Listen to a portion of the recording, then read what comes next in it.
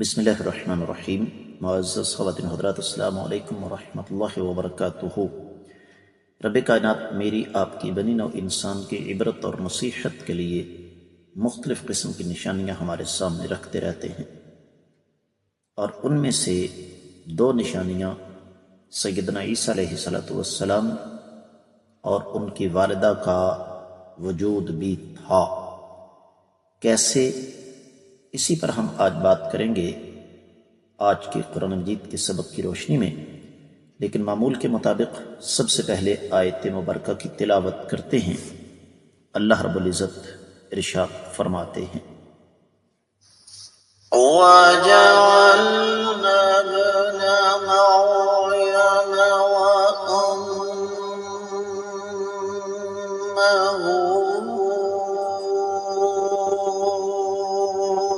آيَةً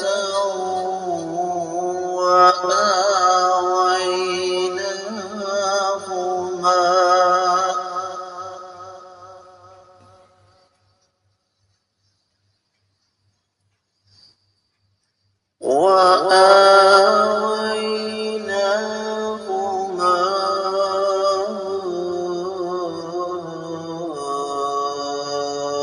إِلَى رَبْوَةٍ ذَاتِ قَرَارٍ وَمَعِينٍ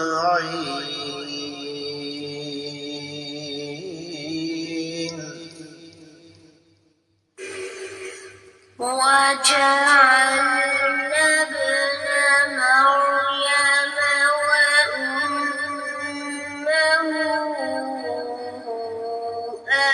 آيَةً وَآوَيْنَاهُمَا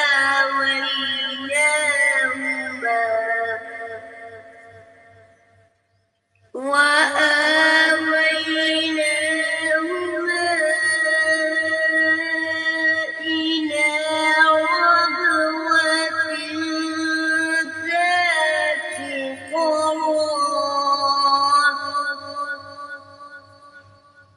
ذَاتِ قَرَارٍ وَمَعِينٍ۔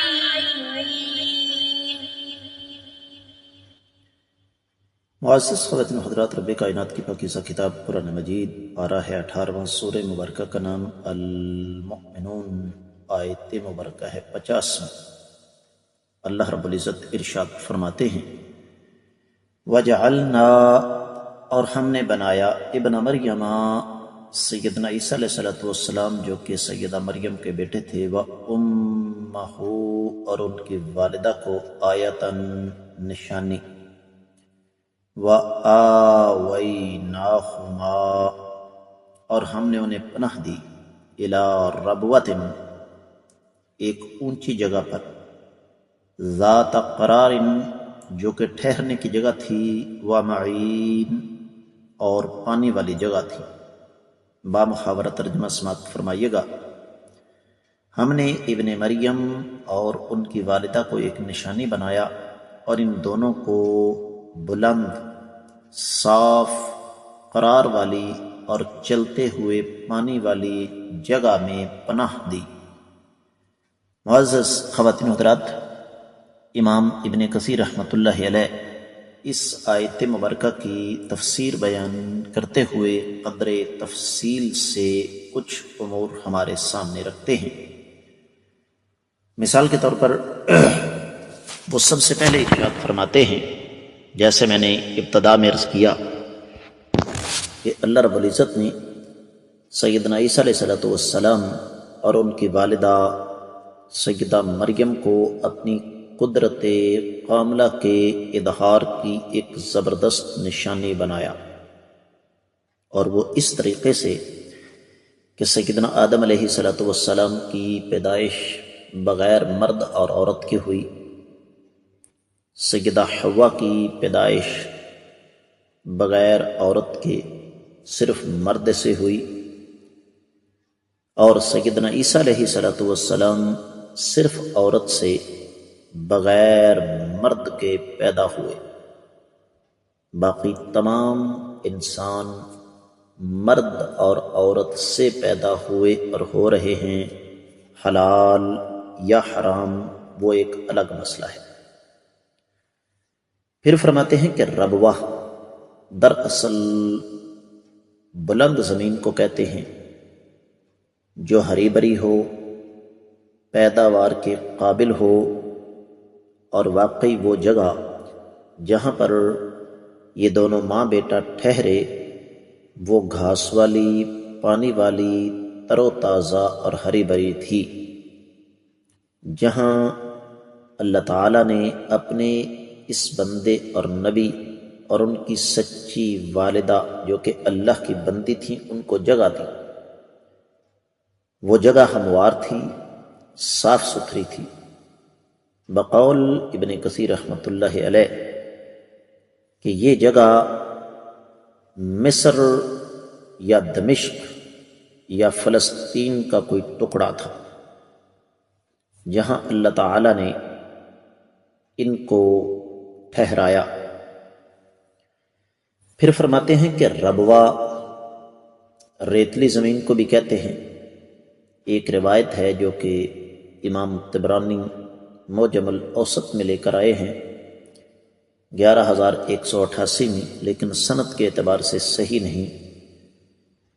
نبی علیہ الصلوۃ والسلام نے کسی صحابی سے فرمایا تھا کہ آپ ربوہ میں فوت ہوں گے، اور وہ ریتلی زمین میں فوت ہوئے، لیکن یہ روایت صحیح نہیں ہے۔ پھر امام ابن کثیر رحمۃ اللہ علیہ ارشاد فرماتے ہیں کہ ان تمام تر اقوال میں زیادہ قریب وہ ہے کہ اس سے مراد نہر ہے،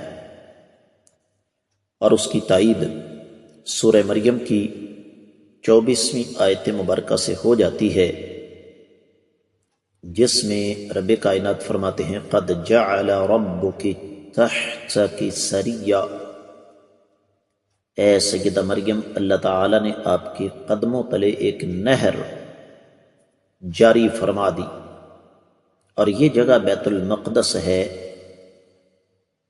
تو ابن کثیر رحمۃ اللہ علیہ خود یہ ارشاد فرماتے ہیں کہ قرآن اپنی تفسیر خود بیان کرتا ہے۔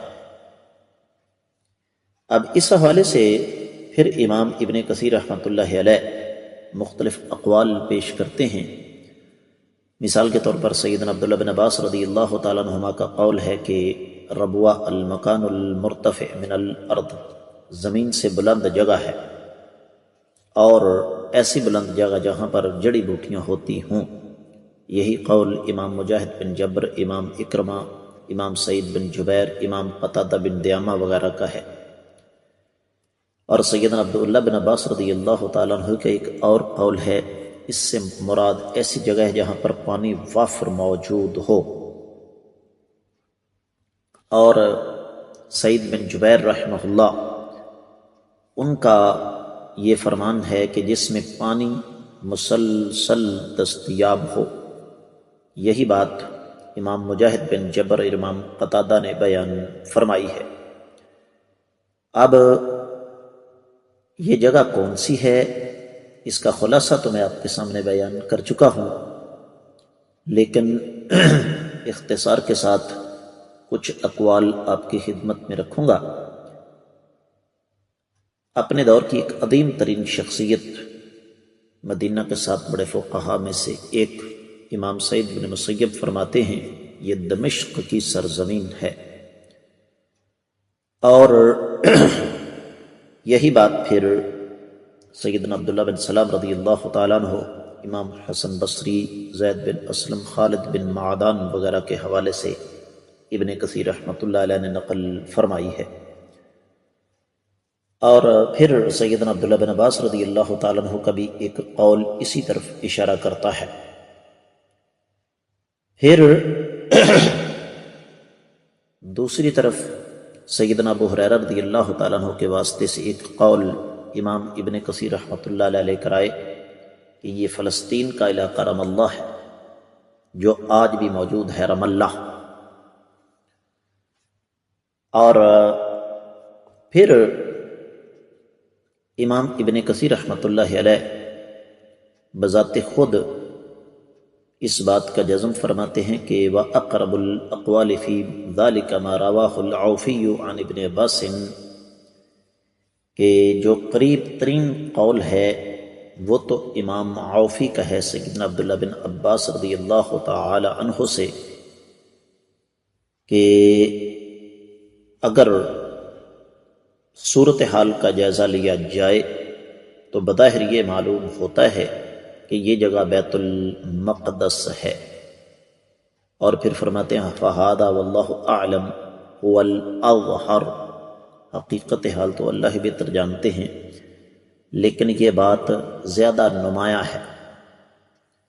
اور پھر اپنی ہی بات امام ابن کثیر رحمۃ اللہ علیہ بلکہ اپنا تفسیر کا انداز خود بیان فرماتے ہوئے ارشاد فرما رہے ہیں وَالْقُرْآنُ يُفَسِّرُ بَعْضُهُ بَعْضًا، قرآن اپنی تفسیر خود بیان کرتا ہے، وَهُوَ أَوْلَى مَا يُفَسَّرُ بِهِ، اور یہ سب سے بہترین تفسیر کی قسم ہے۔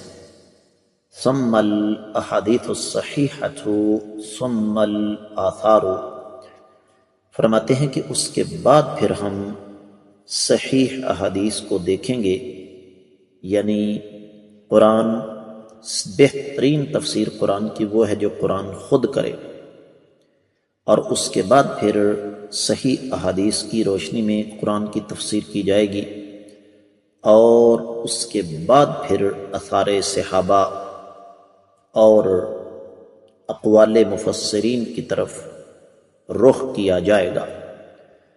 تو تفسیر ابن کثیر کی حد تک آج کا سبق مکمل ہوا، کل اسی تفسیر کو دیگر کتب تفسیر کی روشنی میں دیکھیں گے۔ اجازت دیجیے، السلام علیکم ورحمۃ اللہ وبرکاتہ۔